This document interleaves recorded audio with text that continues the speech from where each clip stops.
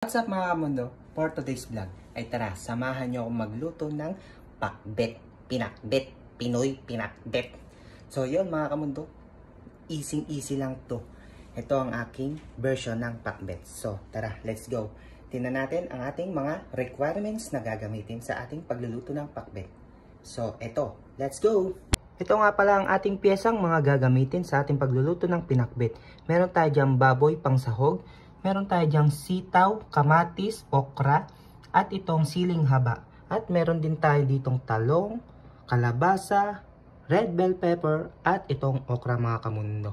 So yun mga kamundo, simulan na natin to. Hindi ko na ipapakita sa inyo kung paano to hiwain mga kamundo, no, kasi medyo matagal at medyo mahirap maghiwa-hiwa nitong mga to. Kaya naman, eto, simulan na natin ang ating pagluluto mga kamundo. Let's go! And 5, 4, 3, 2, 1. Ito, magpainit lang tayo ng kawali. Buksan natin tong ating kalan. Painit ng kawali, maglagay tayo ng mantika mga kamundo. Tapos sunod na natin tong karne. Yan. Haluin mo lang yan hanggang sa mag golden brown mga kamundo. Pag ganito na naprito na siya mga kamundo, yan, set aside na muna natin bowl. Yan. Siyempre at the same pan, gigisa tayo ng bawang at sibuyas sa kamatis. Unahin na natin itong bawang. Next natin yan iisa. At pagka ganyan, sunod na natin itong sibuyas. Yun, bango na. Muy pa lang. Panalo na. Sunod na natin tong kamatis. Yan. Meron lang natin yan minsa, no?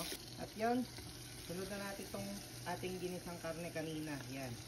Para lumasa na siya dyan mga kamundo. At dito, unahin ko na rin tong igisang yung ating red bell pepper. Para lumabas ng kanyang aroma mga kamundo. Kasi mas masarap pagka lumalabas yung aroma niya.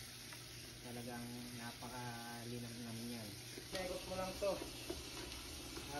Lagay na natin to syempre. Itong ating mga gulay. Yun. Halo-halo mo na yan.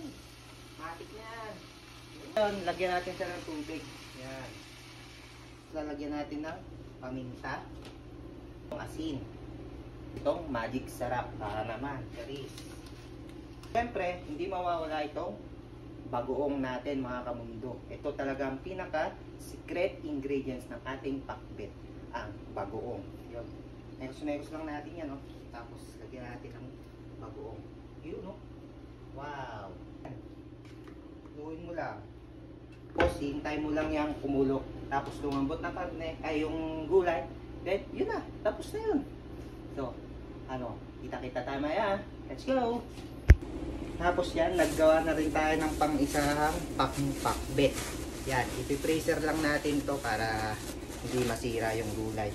Tapos, so numama na to. Pagka freezer, matigas yan. So numama mo lang sa kawali, pagkagisa mo ng baboy, sibuyas, bawang, etc. etc. Yun na, pakbet na. May pang-pakbet ka na sa susunod. Kaya yun, tipid tips lang yun dito sa Japan mga kamundo. Kaya naman, diskarte lang dahil ang mahal ng bilihin dito. Ayan o, lagay na natin ito sa freezer. Sheesh! Kanyang kumukulungan, lagay na natin itong siling haba. Yan. Para may dagdag lasa at aroma mga kamundo. Yun, hintayin lang natin lumambot yung kalabasa dyan. Yung mga matitigas na gulay na ating nilagay. Then, ready to serve na. Yan, kita mo naman. Look at that. Napakasarap niyan. Healthy living. Yes. Hey. Ganda ng pagkagulay natin dyan. Colorful na colorful. Talagang perfect na perfect to. Wow. Hey. Luto na. Plating na tayo mga kamundo. Siyempre, di mawawala ang ating plating. So, yun. Let's go. Hey. Pakahusay. Talaga naman. Mapapa.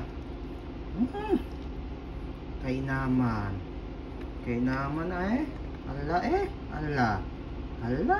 bira. Ito na ang ating pakbet, ang ating pakbet. Ito na nga ang ating finished product mga kamundo. Yan o, napakasarap niyan. Ito na ang ating pakbet. Yan o, kita nyo naman, diba? Yan o, pakbet. Yes, tikman na natin ito mga kamundo. Yan ating pakbet. Yan, kotay kutsara. Yes, yan o. Wow. Itadakimasu. Mainit eh.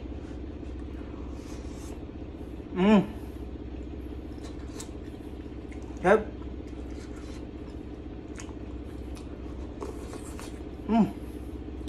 Wow. Sarap. So yun mga kamundo, kung nagustuhan niyo tong ating recipe for today's video, huwag niyo naman kalimutang mag-like, share, and follow sa ating mga social media account. Yun lang mga kamundo, maraming salamat sa inyong panonood. Hi! Lang to. Diyan eh.